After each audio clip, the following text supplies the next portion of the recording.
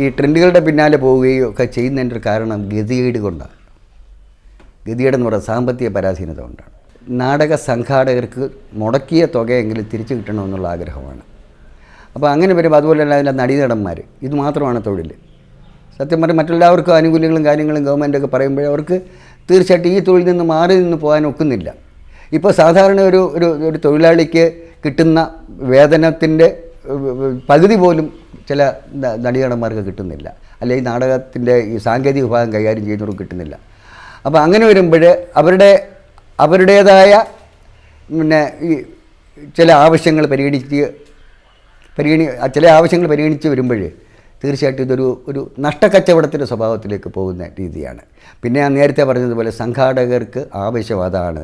അതുകൊണ്ട് ആ ട്രെൻഡിലേക്ക് തന്നെ നീങ്ങാൻ ബാധ്യസ്ഥരാവുകയാണ് നാടകകൃത്തുക്കൾ. പക്ഷേ ഇപ്പോൾ ഈ നല്ല നാടകങ്ങളുടെ ട്രെൻഡ് തിരിച്ചു വരുന്നുണ്ട്. അത് അവതരിപ്പിക്കാൻ ഉള്ള സമിതികൾ ഇപ്പം ഒരുപാട് വളരെ അന്ന് പ്രസിദ്ധമായിരുന്ന പല സമിതികളും നിർത്തി കഴിഞ്ഞു. പക്ഷേ ഇപ്പോഴും പ്രസിദ്ധമായ കുറേ സമിതികളുണ്ട്. അവരവരുടെ പന്ഥാവിൽ നിന്ന് വ്യതിചലിക്കാൻ അവർക്ക് തയ്യാറല്ല. എങ്കിൽ കൂടിയും നല്ല നാടകങ്ങൾ അവർ അവതരിപ്പിച്ചുകൊണ്ടിരിക്കുകയാണ്. അതൊരു നല്ല ലക്ഷണമാണ്. ചിരിക്കാനും ചിന്തിക്കാനും ഉള്ളതായിരുന്നു ബേബിക്കുട്ടൻ്റെ നാടകങ്ങൾ. ഏത് ആൾക്കൂട്ടത്തിനു മുന്നിലും ഏത് കാലത്തും ബേബിക്കുട്ടൻ്റെ നാടകങ്ങൾ അവതരിപ്പിക്കാം. അത്ര ആസ്വാദ്യകരമാണ് അവയെല്ലാം തന്നെ. ബേബിക്കുട്ടൻ്റെ നാടകം എന്ന് പറയുമ്പോൾ അല്പം ചിരിക്കാനും അല്പം ചിന്തിക്കാനും ഉണ്ടാകും എന്ന ഒരു ധാരണ എല്ലാവർക്കും ഉണ്ടായിരുന്നു. അത് ഞാൻ ഇപ്പോൾ ഈ നാടകരംഗത്ത് നിന്ന് കുറച്ച് വർഷമായിട്ട് മറ്റ് സമിതികൾക്ക് നാടകം എഴുതാതെ മാറി നിന്നിട്ടും എൻ്റെ നാടകങ്ങൾക്ക് ആ ഒരു പരിഗണന ആഡിയൻസ് തരാറുണ്ട് എന്ന് വിശ്വസിക്കുകയാണ് ഞാൻ. എൻ്റെ ലക്ഷണം എൻ്റെ പഴയ നാടകങ്ങൾ പുതിയ സമിതികൾ പലരും അത് രണ്ടാമത് അവതരിപ്പിച്ചിട്ടുണ്ട്. അപ്പോൾ അന്ന് ഈ പുതിയ നാടകങ്ങളെക്കാട്ടിലും ഈ പുതിയ തലമുറയ്ക്ക് ഇഷ്ടപ്പെട്ട നാടകങ്ങൾ ഈ എൻ്റെ നാടകങ്ങളായിരുന്നു. നാടകരംഗത്ത് പ്രതിഭാശാലിത്വം തെളിയിച്ച ബേബിക്കുട്ടന് സിനിമയുടെ ലോകത്തും തന്നെ അടയാളപ്പെടുത്തണമെന്ന് ആഗ്രഹമുണ്ടായിരുന്നു. നിർഭാഗ്യവശാൽ സിനിമയുടെ വെള്ളി വെളിച്ചത്തിലേക്ക് കയറി നിൽക്കാൻ ഈ കലാകാരന് കഴിയാതെ പോയി. അവസരം ഒരുങ്ങിയിരുന്നുവെങ്കിൽ സിനിമയ്ക്ക് വലിയ സംഭാവനകൾ നൽകാൻ ഇദ്ദേഹത്തിന് കഴിയുമായിരുന്നു. നാടകത്തിൽ നിന്ന് സീരിയലിലേക്കും സിനിമയിലേക്കും ധാരാളം ആളുകൾ പോയിട്ടുണ്ട്, ശരിയാണ്. പക്ഷേ ഈ അവസരങ്ങൾ വരിക അതാണ് ഒരു പ്രധാന പ്രശ്നം.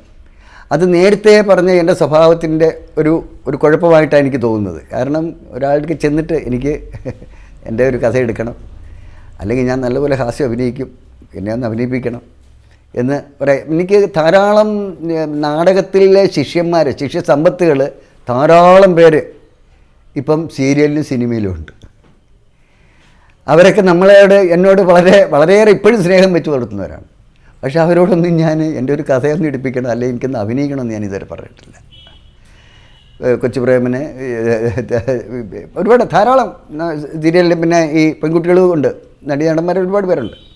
ഇപ്പോൾ ഈയിടെ അന്തരിച്ച പരവൂർ രാമേന്ദ്രനൊക്കെ എൻ്റെ സ്വതന്ത്രൻ എന്ന നാടകത്തിലെ വയലാറുണ്ണി എന്ന് പറയുന്ന കഥാപാത്രം അയാളെ വയലാറുണ്ണി എന്ന് മാത്രമേ വിളിക്കത്തുള്ളായിരുന്നു ആ കാലഘട്ടത്തിൽ. കഥ എടുക്കുന്നതിനെക്കാട്ടി കൂടുതൽ ഇപ്പം എൻ്റെ നാടകങ്ങളൊന്നും എടുക്കണമെന്നോ അല്ലെങ്കിൽ നാടകം പിന്നെ എടുക്കണമെന്നോ എനിക്ക് നിർബന്ധമില്ല. മാത്രമല്ല അതിനെ എടുത്തില്ലെങ്കിൽ തന്നെയും ഞാനിപ്പോൾ സംതൃപ്തനാണ്. കാരണം ഞാൻ പേരിട്ടിട്ടുള്ള നാടകങ്ങളുടെ ഭൂരിഭാഗവും സിനിമയ്ക്ക് പേര് വന്നിട്ടുണ്ട്. പിന്നെ അഭിനയത്തിൻ്റെ കാര്യത്തിൽ സത്യം പറഞ്ഞാൽ എനിക്കിപ്പോഴും വളരെ താല്പര്യമാണ്. കാരണം നാടകത്തിൽ ഒരു പരിധിവരെ ശ്രദ്ധിക്കപ്പെടുകയുള്ളൂ. പിന്നെ സീരിയൽ ഈ രംഗങ്ങളിലൊക്കെ ഒരു കൂടുതലൊന്നുമല്ല, ചെറുതെങ്കിലും നല്ല നമ്മുടെ മനസ്സിൽ ഇണങ്ങുന്ന വേഷം ചെയ്യാൻ കൊള്ളാം എന്നുള്ള ആഗ്രഹം എനിക്കുണ്ട്. പക്ഷേ ഞാൻ ആരോടും പറയുകയില്ല. 70-ൽ പരം നാടകങ്ങൾക്ക് തൂലിക ചലിപ്പിച്ചു. ധന്യമാണ് ബേബിക്കുട്ടന്റെ കലാജീവിതം. അനുഗ്രഹീതനായ ഈ കലാകാരൻ നാടകത്തിലൂടെ നേടിയത് നിറമുള്ള ജീവിതമായിരുന്നു. നാടകരംഗത്ത് നിന്ന് എനിക്ക് സാമ്പത്തിക പരാധീനത ഉണ്ടായെന്ന് ഞാൻ ഒരിക്കലും പറയില്ല. നമ്മളിപ്പോൾ സംസാരിച്ചുകൊണ്ടിരിക്കുന്ന എൻ്റെ ഈ വീട് തൂലികൻ തന്നെ എൻ്റെ പേര്. ഈ തൂലികൻ നാമകരണം ചെയ്യാൻ തന്നെ കാര്യം അതാണ്. ഈ വീടിൻ്റെ ഭൂരിഭാഗവും എൻ്റെ നാടക സഭയിൽ നിന്ന് എനിക്ക് കിട്ടിയ കാശാണ്. സാമ്പത്തികമായ ഭദ്രതയെക്കുറിച്ച് എൻ്റെ വ്യക്തിപരമായ അഭിപ്രായത്തിൽ എനിക്കുണ്ടായിട്ടില്ല. പക്ഷേ ധാരാളം ആളുകൾക്ക് ഉണ്ടായ അനുഭവം എനിക്ക് നേരിട്ട് അറിയാവുന്നതാണ്. പ്രൊഫഷണൽ നാടകരംഗത്ത് നിന്ന് കുറേ കാലമായി മാറി നിൽക്കുകയാണ് ബേബിക്കുട്ടൻ. പുതിയ തലമുറയിലെ കുട്ടികൾക്ക് നാടകം പഠിപ്പിച്ചു കൊടുക്കുന്ന അധ്യാപകനാണ് ഇദ്ദേഹം. അമൃത എഞ്ചിനീയറിംഗ് കോളേജിലെ വിദ്യാർത്ഥികൾക്ക് നാടകബോധം വളർത്തിയെടുക്കുന്ന ശ്രമത്തിലാണ് ഇപ്പോൾ. ഈ അമൃത എഞ്ചിനീയറിംഗ് കോളേജിൽ ഈ എക്സ്ട്രാ കരിക്കുലർ ആക്ടിവിറ്റീസ് CIRൻ്റെ നേതൃത്വത്തിൽ ഇങ്ങനെ ആക്ടിവിറ്റീസിന് വേണ്ടി കുട്ടികളെ തയ്യാറാക്കുന്നതിൽ ഒരു വിങ്ങായിട്ട് ഡ്രാമ കൂടി പഠിപ്പിക്കുക എന്ന് പറഞ്ഞു. കാഞ്ചന സീത എന്ന പ്രസിദ്ധമായ നാടകം വളരെ ഏറെ താല്പര്യമുള്ള കുറേ കുട്ടികളെ ആഡിഷൻ നടത്തിയതേ ഉള്ളൂ. അവരെ കൊണ്ട് പിന്നെ അവതരിപ്പിക്കാനുള്ള ശ്രമമാണ്, ഒരു ഇവൻറ്റിൽ അവതരിപ്പിക്കാനുള്ള ശ്രമമാണ്. അങ്ങനെ മറ്റ് എഞ്ചിനീയറിംഗ് കോളേജുകളില്ലാത്ത ഒരു പ്രത്യേക സംരംഭമാണ് ഉണ്ടായത്. അതിൽ ഞാൻ പോയപ്പോൾ 2.5 വർഷത്തോളം അങ്ങനെ പോയി. അപ്പോൾ അങ്ങനെ അതിൽ പോകാൻ തുടങ്ങിയപ്പോൾ ഈ പറഞ്ഞ പോലെ ഈ പീരീഡ് സമയങ്ങളിൽ നിർബന്ധമായിട്ട് പോകേണ്ടി വന്നതുകൊണ്ടും മറ്റും അങ്ങനെയുള്ള ഈ വെറും സാങ്കേതികമായ ചില പ്രശ്നങ്ങൾ, അല്ലാതെ കലാപരമായ ഔന്നത്യക്കുറവ് കൊണ്ടൊന്നുമല്ല, സാങ്കേതികമായിട്ടുണ്ടായ പ്രശ്നങ്ങൾ കൊണ്ടാണ് നാടകം നിർത്താൻ കാര്യം. എങ്കിൽ കൂടി ഞാനിപ്പോഴും ഒരു നാടകം തയ്യാറാക്കുന്ന തിരക്കിലുമാണ്. തേവലക്കരയിലെ ഈ വീട്ടിൽ ഗൃഹനാഥന്റേതായ പ്രൗഢഭാവത്തിലാണ് ബേബിക്കുട്ടൻ എന്ന നാടക പ്രതിഭ. ഇവിടം ഇദ്ദേഹത്തിന് ജീവിതാരങ്ങാണ്.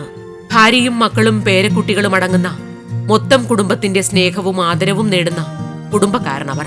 ഇത് ഭാര്യ, ഞങ്ങൾ തൊട്ടടുത്ത താമസക്കാരാണ്. എൻ്റെ കുടുംബമായിട്ട് അടുത്ത താമസമാണ്. പ്രശസ്തമായ കളിയിലിൽ എന്ന് പറയുന്ന വീട്ടിലെ അംഗമാണ്. രമാദേവി എന്നാണ് പേര്. ഞങ്ങൾ അറേഞ്ച്ഡ് മാരേജ് ആയിരുന്നു. പിന്നെ 3 കുട്ടികളാണ്. അത് 2 ആൺകുട്ടികളും 1 പെൺകുട്ടി. ഏറ്റവും മൂത്ത ആളാണ് ഇത്, രാജേഷ് എന്നാണ് പേര്. ഇപ്പോൾ അമൃത എഞ്ചിനീയറിംഗ് കോളേജിൽ വർക്ക് ചെയ്യുകയാണ്. രണ്ടാമത്തെ ആൾ ഖത്തറിലാണ്. പിന്നെ ഇത് ഇദ്ദേഹത്തിൻ്റെ ഭാര്യയാണ്, മധുശ്രീ എന്നാണ് പേര്, വിളിക്കുന്നത് പ്രിയ എന്ന്. പിന്നെ അവർക്ക് 2 കുട്ടികളാണ്. മൂത്ത കുട്ടിയാണ്, ഇയാൾ വിഘ്നേഷ് എന്നാണ് പേര്. അദ്ദേഹത്തിൻ്റെ ഇളയതാണ്. ഇദ്ദേഹത്തിൻ്റെ പേരൊരു കട്ടിപ്പേരാ, ധന്വിൻ. മകൾ ബഹറിലാണ്. അതിൽ ഒരു പെൺകുട്ടിയാണ് അവർക്ക്. മരുമോൻ ശ്രീഹരി എന്നാണ്. അദ്ദേഹത്തിന് അവിടെ ബഹറിനിൽ ബിസിനസ്സാണ്. ഭാര്യയ്ക്കും ജോലിയൊന്നുമില്ല, പക്ഷേ നമ്മുടെ നാടക സംബന്ധമായ കാര്യങ്ങളിൽ ഒരു ഭാഗമായിട്ട് തന്നെ സഹായിയായിട്ടൊക്കെ നിൽക്കുകയാണ്.